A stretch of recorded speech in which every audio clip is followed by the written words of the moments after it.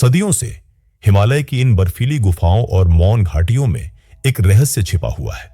यह रहस्य किसी सोने, चांदी या जवाहरात का नहीं, बल्कि चेतना के उन 9 दिव्य खजानों का है, जिन्हें पाकर एक साधारण इंसान भी अपने भीतर छिपी असीमित शक्तियों को जागृत कर सकता है। यह कोई लोक कथा या कल्पना नहीं, बल्कि क्रिया योग के मार्ग का सबसे गहरा और गुप्त सत्य है। इस ज्ञान को हमेशा से पर्दे में रखा गया, केवल कुछ चुनिंदा गुरुओं से शिष्यों तक एक रहस्यमयी श्रृंखला में सौंपा गया। इसे नवनिधि या 9 दिव्य संपदाओं का विज्ञान कहा जाता है। ये 9 निधियां कोई बाहरी वस्तु नहीं, बल्कि 9 अलग अलग आध्यात्मिक अवस्थाएं हैं, 9 जागृत शक्तियां हैं जो हर इंसान के भीतर सोई हुई है। क्रिया योग की साधना उस ताले को खोलने वाली एकमात्र चाबी है। आज हम उसी प्राचीन और गुप्त मानचित्र को खोलने जा रहे हैं। इस यात्रा में हम सिर्फ क्रिया योग की तकनीकों की बात नहीं करेंगे, बल्कि हम उन 9 दरवाजों के पीछे झांकेंगे जिन्हें यह साधना खोलती है। हम जानेंगे कि यह 9 खजाने कौन से हैं, उनका असली अर्थ क्या है और कैसे वे आपके जीवन के हर पहलू, आपकी ऊर्जा, आपकी सोच, आपकी चेतना और आपके भाग्य को हमेशा के लिए बदल सकते हैं। यह केवल एक वीडियो नहीं, बल्कि एक दीक्षा है, एक ऐसी यात्रा की शुरुआत जो आपके साधारण जीवन को एक असाधारण खोज में बदल सकती है। तो अपनी चेतना को स्थिर कर लें, क्योंकि हम क्रिया योग के उस रहस्यमयी संसार में प्रवेश करने वाले हैं जहां 9 खजानों का दिव्य प्रकाश आपका इंतजार कर रहा है। इन 9 निधियों का ज्ञान किसी एक किताब या एक धर्म में कैद नहीं है। इसकी जड़ें समय से भी पुरानी हैं, उस काल की जब ज्ञान लिखा नहीं जाता था, बल्कि सितारों की चाल में, हवा की सरसराहट में और मौन की गहराइयों में महसूस किया जाता था।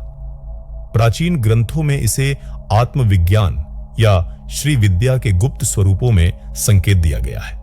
कहते हैं कि यह वही विज्ञान है जो सृष्टि की शुरुआत में ब्रह्मांडीय चेतना से पहली बार प्रकट हुआ था।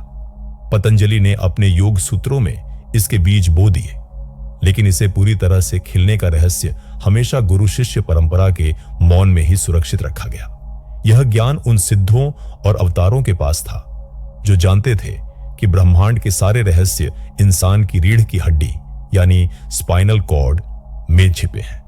उन्होंने जाना कि हमारा शरीर केवल मांस और हड्डियों का ढांचा नहीं, बल्कि एक जीता जागता ब्रह्मांड है, और इस ब्रह्मांड के 9 द्वार हैं जो चेतना के 9 अलग अलग स्तरों से जुड़ते हैं। क्रिया योग की नवनिधि इन्हीं 9 द्वारों को खोलने का विज्ञान है। फिर इस ज्ञान को इतना गुप्त क्यों रखा गया? इसे आम लोगों से क्यों छिपाया गया? इसका कारण था इसकी शक्ति। यह ज्ञान एक दोधारी तलवार की तरह है। यह चेतना को मुक्त भी कर सकता है, और अगर मन अपरिपक्व हो तो अहंकार के जाल में फंसा भी सकता है। यह सिर्फ सांस लेने की तकनीक नहीं, यह प्राण ऊर्जा को नियंत्रित करके समय और स्थान के नियमों से परे जाने का विज्ञान है। गुरु जानते थे कि यदि यह ज्ञान गलत हाथों में पड़ गया तो इसका दुरुपयोग हो सकता है। इसीलिए इसे केवल उन्हीं शिष्यों को दिया जाता था जिनका हृदय शुद्ध हो और जिनका एकमात्र लक्ष्य आत्म साक्षात्कार हो। दूसरा कारण यह था कि इसे शब्दों में पूरी तरह से समझाया ही नहीं जा सकता। यह एक अनुभव है, एक आंतरिक रूपांतरण है, जिसे केवल एक जागृत गुरु की ऊर्जा के सानिध्य में ही महसूस किया जा सकता है। किताबें आपको रास्ता दिखा सकती हैं, लेकिन दरवाजा गुरु की कृपा ही खोलती है। समय के साथ जैसे जैसे मानवता की चेतना का स्तर गिरा, यह दिव्य विज्ञान धीरे धीरे लुप्त हो गया और केवल हिमालय के अमर गुरु जैसे महाअवतार बाबा जी के पास सुरक्षित रह गया। उन्होंने इस ज्ञान को युगों तक संभाले रखा, उस सही समय की प्रतीक्षा में जब मानवता एक बार फिर इस दिव्य प्रकाश को ग्रहण करने के लिए तैयार हो। और 19वीं सदी में उन्होंने यह गुप्त ज्ञान लाहिड़ी महाशय के माध्यम से दुनिया को फिर से भेंट किया, ताकि कलियुग के अंधकार में भी साधक अपने भीतर के खजानों को खोज सके। तो क्या हैं ये 9 दिव्य खजाने? यह कोई सूची नहीं, बल्कि चेतना के विकास का एक जीवंत क्रम है। हर अगला खजाना पिछले खजाने के गर्भ से ही जन्म लेता है। ये एक के बाद एक खुलने वाले 9 रहस्यों के द्वार हैं। पहला खजाना है प्राण स्थिरता, जीवन ऊर्जा का ठहराव। सोचिए, आपका मन और आपकी ऊर्जा एक तूफानी समुद्र की तरह है, जिसकी लहरें हर पल बाहरी दुनिया की हवाओं से टकराकर अशांत रहती हैं। आपकी शक्ति हजारों दिशाओं में बिखरी हुई है, चिंताओं में, इच्छाओं में, बीते हुए कल में और आने वाले कल में। क्रिया योग की पहली चोट इसी बिखराव पर होती है। जब साधक अपनी सांस को नियंत्रित करना सीखता है तो वह असल में अपनी बिखरी हुई प्राण ऊर्जा को समेटकर भीतर की ओर मोड़ना सीखता है। धीरे धीरे वह तूफानी समुद्र एक शांत और गहरी झील में बदल जाता है। यह ठहराव ही पहला खजाना है। यह वह अवस्था है जब दुनिया का शोर आपको परेशान नहीं कर सकता, क्योंकि आपने अपने भीतर मौन का केंद्र खोज लिया है। विचार आते हैं और चले जाते हैं, पर आप उनमें बहते नहीं। आप झील के किनारे बैठे एक शांत दृष्टा बन जाते हैं। दूसरा खजाना है नाद श्रवण, ब्रह्मांडीय ध्वनि को सुनना। जब झील का पानी पूरी तरह शांत हो जाता है, तभी आप उसकी गहराई में छिपे संगीत को सुन सकते हैं। जब आपका प्राण स्थिर हो जाता है तो आपके भीतर के द्वार खुलते हैं और आपको वह ध्वनि सुनाई देने लगती है जो सृष्टि की शुरुआत से गूंज रही है, जिसे योगी अनाहत नाद या अनस्ट्रक साउंड कहते हैं। शुरुआत में यह झिंगुर की आवाज, फिर किसी घंटी या शंख की ध्वनि और गहरे उतरने पर बांसुरी या वीणा के संगीत की तरह सुनाई देती है। यह कोई कल्पना नहीं है, यह आपके सूक्ष्म शरीर के चक्रों के सक्रिय होने की ध्वनि है। अंत में ये सभी ध्वनियां एक महाध्वनि में विलीन हो जाती हैं। एयुएम का गूंजता हुआ नाद, यह दूसरा खजाना है जहां ब्रह्मांड आपसे सीधे संवाद करने लगता है। आप जान जाते हैं कि आप अकेले नहीं हैं। सृष्टि का संगीत हर पल आपके भीतर बज रहा है। तीसरा खजाना है ज्योति दर्शन, आंतरिक प्रकाश को देखना। जब ब्रह्मांड आपसे बात करने लगता है तब वह आपको अपना दिव्य स्वरूप भी दिखाता है, प्रकाश। जैसे ही साधक का ध्यान और गहरा होता है, उसकी दोनों भौहों के बीच आज्ञा चक्र के स्थान पर उसे एक प्रकाश दिखाई देने लगता है। इसे कूटस्थ या आध्यात्मिक नेत्र कहते हैं। शुरुआत में यह एक धुंधले तारे जैसा, फिर एक सुनहरे गोले या नीले बिंदु की तरह स्थिर हो जाता है। यह आपकी अपनी आत्मा का प्रकाश है, आपकी चेतना का शुद्ध स्वरूप। यह वही तारा है जिसका अनुसरण करके ज्ञानी अपने भीतर बसे ईश्वर तक पहुंचते हैं। यह तीसरा खजाना है आत्म ज्योति का साक्षात दर्शन, जो यह विश्वास दिलाता है कि अंधकार केवल बाहरी है, आपके भीतर तो शाश्वत प्रकाश का स्रोत है। चौथा खजाना है अमृत स्वाद, दिव्य अमृत का पान। जब साधक अपनी चेतना को और ऊपर उठाता है तो एक बहुत ही रहस्यमयी घटना घटती है। उसके मस्तिष्क के ऊपरी हिस्से से एक दिव्य रस, एक सूक्ष्म अमृत टपक कर उसके गले में आने लगता है।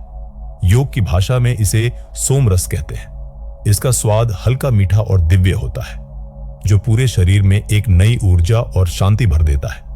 यह कोई भौतिक पदार्थ नहीं, बल्कि रूपांतरित हुई प्राण ऊर्जा है, जो शरीर को स्वस्थ और यौवनपूर्ण रखती है। यह चौथा खजाना है जो साधक को बाहरी पोषण की सीमाओं से मुक्त करता है और उसे अपने ही भीतर जीवनदायिनी शक्ति का स्रोत प्रदान करता है। ये पहले चार खजाने साधक के मन, शरीर और ऊर्जा तंत्र की शुद्धि करते हैं।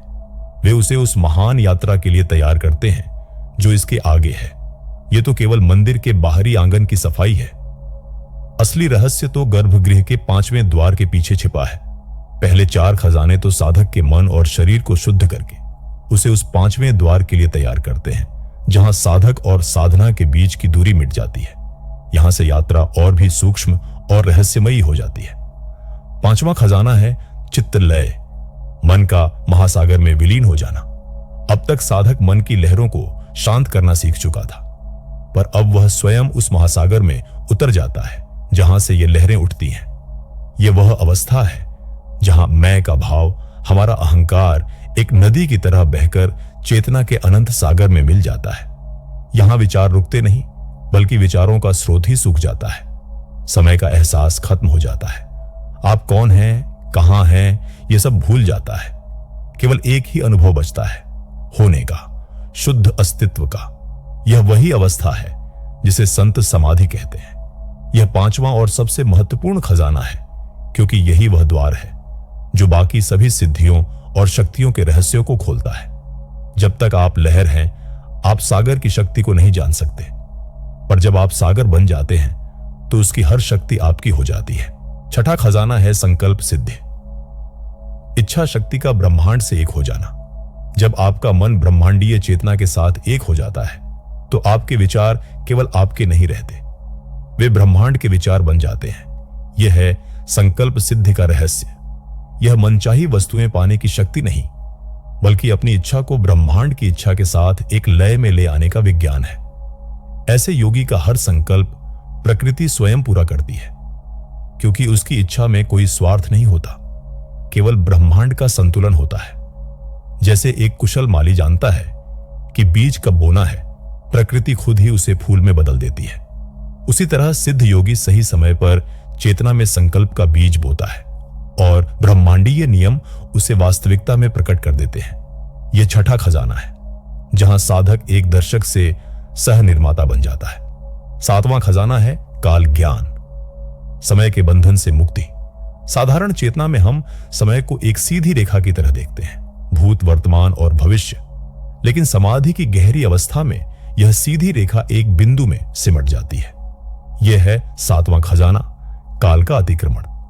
योगी समय के इस पार से उस पार तक देख सकता है। यह भविष्य बताना नहीं है, बल्कि कर्मों के उन धागों को देखना है जो भूत, वर्तमान और भविष्य को एक साथ बांधते हैं। वह जानता है कि आज जो हो रहा है वह कल क्यों हुआ था और आने वाले कल में उसके क्या परिणाम होंगे।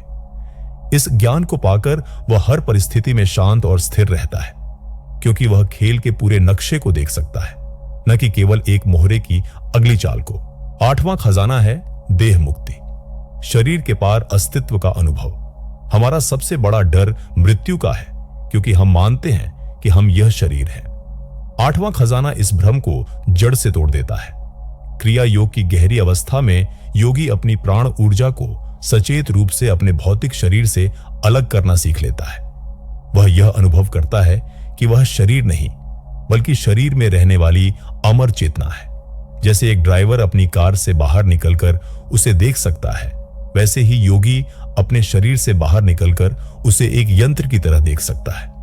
इस अनुभव के बाद मृत्यु का भय हमेशा के लिए समाप्त हो जाता है। मृत्यु अब अंत नहीं, बल्कि केवल वस्त्र बदलने जैसी एक साधारण क्रिया बन जाती है। इन चार निधियों को पाकर योगी मन, संकल्प, काल और शरीर का स्वामी बन जाता है। वह प्रकृति के नियमों को समझता है और उनके साथ एक लय में जीना सीख जाता है। लेकिन एक अंतिम खजाना अभी भी बाकी है, नौवां खजाना, जो इन सब शक्तियों और सिद्धियों से भी परे है। वह परम रहस्य है। 8 खजानों को पाकर योगी सिद्ध बन जाता है, पर यात्रा अभी पूरी नहीं हुई है, क्योंकि क्रिया योग का अंतिम लक्ष्य शक्तियां पाना नहीं, बल्कि सहज हो जाना है। और यही है नौवां और अंतिम खजाना, सहज स्थिति, दिव्यता में सहज जीवन। यह कोई अवस्था नहीं जिसे पाया जाए, यह वह अवस्था है जब सब कुछ छोड़ दिया जाता है, सिद्धियां भी, शक्तियां भी। योगी अब साधना करता नहीं, वह स्वयं साधना बन जाता है। उसका चलना फिरना, बोलना, हर कर्म एक ध्यान है। जैसे एक महान संगीतकार को सुरों के बारे में सोचना नहीं पड़ता, संगीत स्वयं उससे बहता है, वैसे ही योगी के हर कार्य से दिव्यता और प्रेम सहज रूप से बहते हैं। वह समाधि की शांति को अपने दैनिक जीवन में ले आता है। यही क्रिया योग का सार है, कर्म के द्वारा योग। यह नौवां खजाना सभी 8 खजानों का एकीकरण है, जहां अनंत और साधारण जीवन एक हो जाते हैं। तो इस महान यात्रा की शुरुआत कैसे करें? ऊंचे खजानों का मार्ग गहरा और गुरु के मार्गदर्शन में ही संभव है, लेकिन उस मार्ग की नींव आप आज और अभी रख सकते हैं। मैं आपको 2 सरल अभ्यास बता रहा हूं, जो उन 9 निधियों के पहले 2 द्वारों की चाबियां हैं। पहला अभ्यास, स्थिरता का श्वास। पहले खजाने के लिए किसी शांत जगह पर अपनी रीढ़ की हड्डी को सीधा रखकर बैठ जाएं। अपनी आंखों को कोमलता से बंद कर लें। अब बस अपनी आती जाती सांस पर ध्यान दें। उसे बदलने की या रोकने की कोशिश न करें, बस एक साक्षी की तरह उसे देखें। महसूस करें कि कैसे ठंडी हवा भीतर जा रही है और गर्म हवा बाहर आ रही है। जब भी मन भटके, बिना परेशान हुए उसे वापस अपनी सांस पर ले आएं। रोजाना केवल 10 मिनट का यह अभ्यास आपके भीतर प्राण स्थिरता की नींव रखेगा। आपकी ऊर्जा का बिखराव कम होने लगेगा और आप अपने भीतर शांति के एक केंद्र का अनुभव करेंगे। दूसरा अभ्यास, आंतरिक ध्वनि का द्वार, दूसरे खजाने के लिए 10 मिनट के श्वास ध्यान के बाद अपने अंगूठों से अपने कानों को हल्के से बंद कर लें, इतना ही कि बाहर की आवाजें आनी बंद हो जाएं। अब भीतर की शांति को सुनने का प्रयास करें। किसी आवाज को खोजने की कोशिश न करें, बस सुने। हो सकता है आपको एक बहुत ही हल्की भिनभिनाहट या एक सूक्ष्म हम सब में की ध्वनि सुनाई दे। हो सकता है कुछ भी न सुनाई दे। निराश न हो। यह अभ्यास आपके ध्यान को बाहर से भीतर की ओर मोड़ने के लिए है। यह नाद श्रवण के दरवाजे पर एक हल्की सी दस्तक है। एक बात हमेशा याद रखें, इस मार्ग पर सबसे बड़ी बाधा है अधीरता। बीज को अंकुरित होने में समय लगता है। इन अभ्यासों को बिना किसी अपेक्षा के पूरी श्रद्धा और निरंतरता के साथ करें। यह अभ्यास केवल एक परिचय है, एक स्वाद मात्र है। असली यात्रा और गहरे रहस्य एक योग्य गुरु के मार्गदर्शन में ही प्रकट होते हैं। लेकिन यह पहली सीढ़ी है और हर महान यात्रा एक छोटे कदम से ही शुरू होती है। आज हमने क्रिया योग के उस गुप्त मानचित्र पर एक लंबी यात्रा की है जो 9 दिव्य खजानों का मार्ग दिखाता है। हमने सीखा कि ये खजाने कोई बाहरी शक्तियां नहीं, बल्कि हमारी ही चेतना की 9 गहरी परतें हैं जो खोजे जाने की प्रतीक्षा कर रही हैं। यह यात्रा प्राण के ठहराव से शुरू होती है, ब्रह्मांडीय संगीत और आत्मा के प्रकाश से गुजरती हुई मन के विसर्जन और सिद्धियों के शिखर तक पहुंचती है, और अंत में यह हमें सबसे बड़े सत्य पर लाकर छोड़ देती है। 9वां खजाना यानी सहज जीवन। यह हमें याद दिलाता है कि इस मार्ग का अंतिम लक्ष्य कुछ बनना नहीं, बल्कि वह होना है जो हम पहले से ही हैं, शांत, मुक्त और दिव्य। यह स्वयं को फिर से याद करने की एक कला है। यह याद करने की कि आप एक लहर नहीं, बल्कि पूरा महासागर है। यह ज्ञान अब आपके सामने है। यह नक्शा अब आपके हाथों में है। तो अब प्रश्न यह नहीं है कि क्या आप इन खजानों को खोज सकते हैं। प्रश्न यह है, क्या आप उस खोज पर निकलने के लिए तैयार हैं जो आपको स्वयं आप तक ले जाएगी। आपकी अपनी आध्यात्मिक यात्रा का अनुभव कैसा रहा है। इन 9 निधियों में से कौन सा रहस्य आपको सबसे अधिक अपनी ओर खींचता है। अपने विचार नीचे कमेंट्स में हम सभी के साथ शेयर करें। हम सब यहां एक ही सत्य के सहयात्री और खोजी हैं। चलिए इस यात्रा को मिलकर आगे बढ़ाएं।